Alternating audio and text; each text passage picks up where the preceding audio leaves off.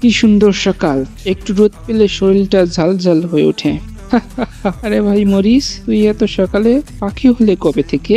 ঘুমটা একটু বেশি দরকার না? ঘুম তো হওয়ার সময় ঘুমিয়ে নি। সকাল মানেই তো নতুন দিন, নতুন ঝাঁজ। ঝাঁজ তো তোমার গায়ে আছে, কিন্তু আমার রং রূপ দেখেছো? তুমি শুধু ঝাল, আমি কিন্তু সবজির রাজা। সবজির রাজা? ভাই, তোমাকে সবাই পছন্দ করে ঠিক আছে, কিন্তু রান্না যদি আমি না থাকি তাহলে স্বাদ থাকে না। কিন্তু ভাই, তোমার ঝাল অনেক সময় কারো চোখে জল আনে। আমি তো নরম, মোলায়েম, বাচ্চা বুড়ো সবাই আমাকে ভালোবাসে।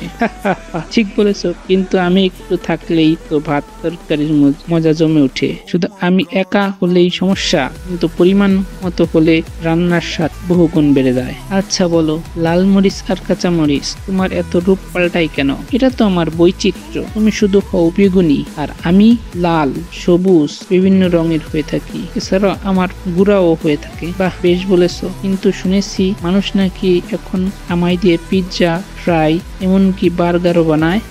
আর আমার গুড়া সব রান্নার রানী। চাইনিজ, ইন্ডিয়ান, বাংলার সব রান্নায় আমি আছি। ওহ, বৃষ্টি এসে গেছে, এবার জমবে খেলা। হ্যাঁ, জল পেলে তো আরো টকবগে ঝাল হয়ে উঠি। আর আমি হব চকচকে মসৃণ, একবারে বাজারের হিরো।